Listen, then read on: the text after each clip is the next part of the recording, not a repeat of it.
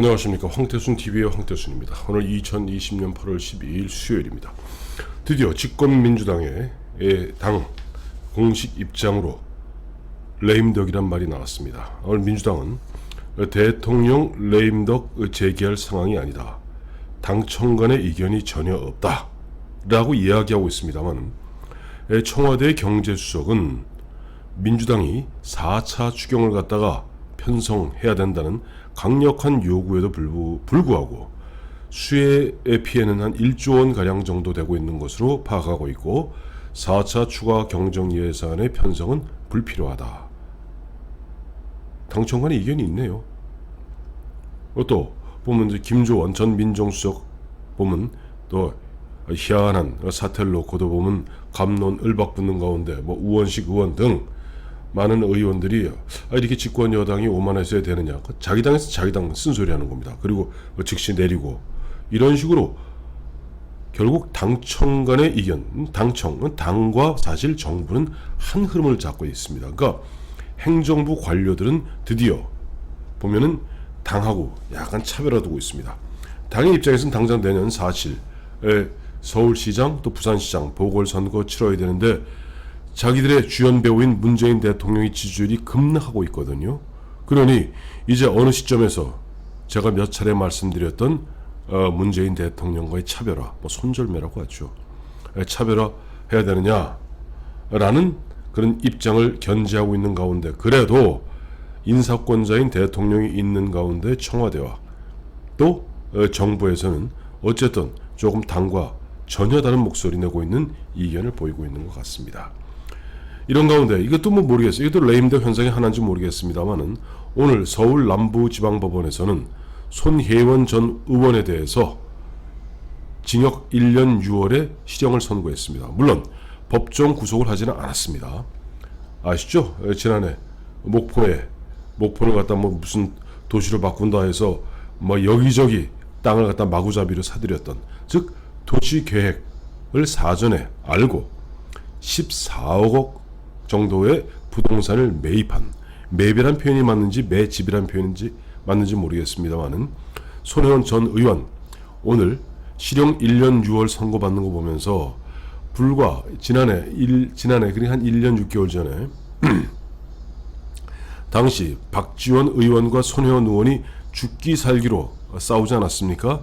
그런데 박지원 당시 의원은 국가정보원 원장이 되었고, 그 당시 박지원 의원을 갖다가 계속 집중적으로 디스하고, 그야말로 어떻게 보면 스토킹에 가까울 정도로 박지원 의원을 디스했던 손혜원 의원은 오늘 남부지방법원에서 실형 1년 6월을 받았으니 이게 레임덕인지 뭔지 이게 잘 모르겠습니다. 어쨌든 지금 오늘 보니까 매주 수요일마다, 그러니까 데일리안과 RN서치가 주간 여론조사 하고 있습니다. 오늘 드디어 문재인 대통령의 지지율이 40%가 붕괴했습니다. 처음일 겁니다. 그동안 2017년 5월 10일 출범한 문재인 정부 정확히 3년 3개월 만에 40% 선이 붕괴됐습니다. 거기에다 더욱더 문재인 대통령으로 보아서는 어떻게 보면 오금이 저릴 그런 결과가, 자기의 집중적으로 자기를 버텨주고 있는 40대에서 데드크로스, 즉 부정이 긍정을 앞서기 시작했습니다. 전국적으로 보았을 때 문재인 대통령이 잘한다 하는 비율은 38.7, 못한다 55.6%로 잘한다와 못한다와 잘한다 간의 격차는 무려 16.9%포인트로 17%포인트 가깝죠. 부정이 긍정을 앞서고 있습니다. 특히 지금 문재인 대통령과 청와대 그리고 민주당으로 봐서 비상이 걸릴 수밖에 없는 게, 내년 4월 7일 서울시장 보궐선거 있지 않습니까? 근데 서울 민심이 아주 흉흉하기 짝이 없습니다. 서울에서는 문재인 대통령이 잘한다가 29.1%, 못한다가 65.5%로 부정이 긍정의 2배를 훌쩍 넘어서고 있습니다. 자, 이런 상황이라면은 정말 민주당으로 봐서는 오금이 아마 저리도 단단히 저릴 겁니다. 또 최근에 보니까 부동산 정책의 어마어마한 대실패로 말미암아 어떻게 보면 민심을 좀 호도해 보겠다고 행정수도 이전 문제 꺼내지 않았습니까? 행정수도 이전에 어떻게 보면 가장 수혜 지역이 될 수 있는 충청에서도 긍정이 전국 평균보다 낮은 37.3, 부정은 전국 평균보다 높은 59.1%로 서울, 충청 민심할 거 없이 문재인 대통령, 문재인 정부, 민주당 정권에 대해서 낙제점을 주고 있습니다. 30대를 보면은 연령별로 60대는 얘기할 것도 없고요. 30대가 보면 잘한다가 38.6, 못한다가 56.4로 전국 평균과 비슷하고, 앞서 말씀드린 바와 같이 문재인 대통령의 강력한 지지 기반이었던 40대에서 잘한다가 43.2, 못한다가 50.3으로 드디어 40대에서조차 데드 크로스, 부정이 긍정을 앞서고 있습니다.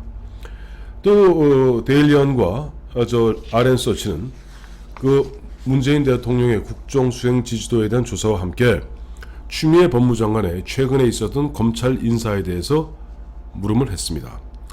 추미애 법무장관의 검찰 인사가 잘 됐다고 생각하느냐 못됐다고 생각하느냐. 잘못됐다가 56.1, 잘됐다가 32.9입니다. 연령별로 잘못됐다고 응답한 비율은 20대가 49.3, 30대가 54.0, 40대가 49.7, 50대가 62.5로 부정 비율이 제일 높습니다. 60대가 61.7로 여전히 추미애 법무장관의 검찰 인사는 잘못되었다 라고 이야기하고 있는 것입니다. 앞서 먼저 서울시장 또 부산시장 보궐선거 말씀을 드렸습니다만, 지금 이번에 서울시장, 부산시장 할 거 없이 부산시장은 4.15 총선 끝나자마자 전격적으로 성추문, 성폭행, 성스캔들로 시장직을 그만두어서 보궐선거가 생기는 것이고, 서울시장은 박원순 전 서울시장이 지난 7월 보면 성폭행, 성추문으로 피고소인 신분이 되자 극단적 선택을 해서 보궐선거가 생기게 됩니다. 그런데 이와 같은 상황 속에서도 여전히 아직 정신 못 차리고 있는 사람이 있습니다. 부산시의원인 A씨입니다. 부산시의원 A씨는 오늘 보니까 하도 보니까 어느 음식점, 식당 여주인한테 마음이 있었는지 어쨌든 식당 여주인의 어깨를 끌어안고 성추문, 성추행을 벌이다가 견디다 못한 그 식당 여주인이 부산시의원 A씨를 경찰에 고소했습니다.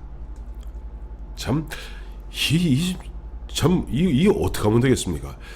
이 보면 기본적으로 이 보수 우파들은 잘 생각해 보시면 성추문, 이런 성스캔들 이런 것들이 전혀 없는 건 아니겠습니다만은 별로 기억이 나는 게 없습니다. 그런데 왜 유독 대부분 보면 인권을 중시하고 민주화 운동을 했고, 다음에 민주당에서 맹활약을 했던 여성의 페미니즘, 여성을 위해서 헌신하고 인권을 보호하고 약자를 대변한다는 그런 사람들이 어떻게 보면 여성이 식당 하면서 어렵게 참 생계를 꾸려가고 있는 가운데 그 자식들이 보는 가운데 자기 그 여사장 어깨에 걸치고 그 다음에 그것도 한두 차례가 아니라 수차례에 걸쳐서 심지어는 보면 그 식당 남자 종업원 뺨까지 때렸다는 거예요. 지금 왜 이런 일이, 그것도 4.15 총선 끝나자마자 오고던 부산시장 바로 성스캔들로 성추문으로 그만두었고, 7월 달에 박원순 서울시장 당시 성스캔들, 성추문, 성폭행으로 고소당하자 극단적 선택했고, 그런데 그럼에도 불구하고 벌써 7월 달, 8월 왜 이럽니까? 이 사람들은 정말 무감각한 겁니까? 권력에 취해서 눈에 보이는 게 없는 겁니까? 이번에 서울시장과 부산시장 보궐선거 비용이 무려 838억 원이 든다고 합니다. 이 사람들이 박원순과 오거돈이 없었다면 전혀 국민들의 세금으로 낼 필요 없는 돈 838억 원이면 서울 시민과 부산 시민이 각기 8,000원씩을 갖다 내야 되는 그 엄청난 돈입니다. 이와 같이 서울시장, 부산시장 보궐선거에 838억 원이 들어가는데 민주당은 지금도 여전히 후보를 내느니 마느니 물론 낼 겁니다. 그 사람들은 절대 안 내지 않습니다. 당원 당규를 바꿔서라도 당원상에는 그와 같은 사태로 말미암아 보궐선거가 생기면 후보를 내지 말아야 된다고 이야기하고 있습니다만은 실제로 그럼에도 불구하고 당원을 바꿔가면서까지 때로는 그건 사실은 그와 같은 성추문이 또 성스캔들이 그런 게 있어서 됐지만은 아직 뭐 형이 확정된 건 아니지 않느냐. 또 서울시 박원순 전 시장 같은 경우는 이번 공소권 없음으로 처분된 거 아니냐. 뭐 이상한 궤변, 이상한 논리를 들여대면서 결국 후보자를 내거나 아니면 제가 황태순 TV를 통해서 며칠 전에 말씀드린 바와 같이 무소속 후보를 내는 뭐 그런 형태로라도 어떤 식으로든지 서울시장, 부산시장 보궐선거에 참여할 겁니다. 838억 원. 이 돈 좀 미안하죠? 부끄럽지 않습니까? 그런 가운데 부산시의원, 어떻게 그 보면 부산시 문재인 대통령의 정치적 고향입니다.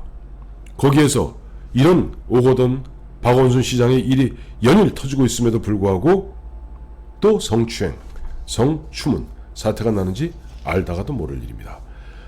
그런 가운데 앞서 말씀드린 바와 같이 데일리언과 RN서치 여론조사 결과 이제 40% 선이 이미 붕괴되었고 앞서 제가 늘 말씀드리는 거 있죠. RN서치가 매주 수요일 합니다만 이것이 대부분 보면 금요일 갤럽에는 반영이 안 돼요. 주로 월요일 리얼미터에 반영이 됩니다. 그리고 월요일 리얼미터에 반영이 된 것이 그 주 금요일 한국갤럽에 반영이 됩니다. 즉 이 세 여론조사 기간이 맞물려 돌아가면서 실제 뭐 국민들의 마음 상태가 어떤지 모르겠습니다만 여론조사상 지표는 계속 아래로 끝없이 추락하고 있는 가운데 드디어 좌파 진영 내부에서 또 민주당 내부에서 청와대와 어떠한 식으로 각을 세우느냐 하는 부분은 굉장히 고민하고 있는 것 같습니다.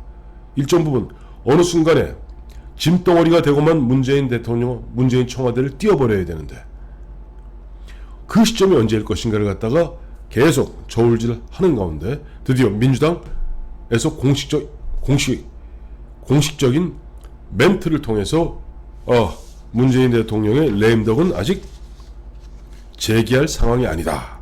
레임덕 재개할 상황이 아니다. 언젠간 재개하겠죠. 자, 그렇습니다. 이제 문재인 대통령 이런 가운데 또 뭐 계속 뭐 상황이 이름에도 불구하고 어제도 말씀드렸죠.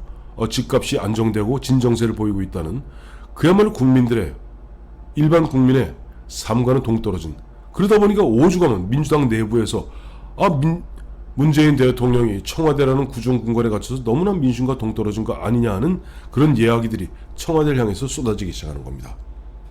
그러니까 오늘 또 우리 참 문재인 대통령의 영원한 반려자인 김정숙 여사 가만히 못 있죠. 오늘 저 철원 동송이라는 데 있습니다. 철원 동송 그 수전하는 곳에 보니까 가서 뭐 노란 장갑을 끼고 뭐 어샤 뭐 수재민 돕기 나선다 라고 하면서 또 언론 플레이를 하는 것 같습니다. 왜? 민주당에서 문재인 대통령은 청와대 구중궁궐에 갇혀서 민심과 너무 유리되어 있고 격리되어 있다 하니까 아니야 라고 남편 이른바 문재인 일병 구하기에 나서는 김정숙 아가씨인 것 같습니다.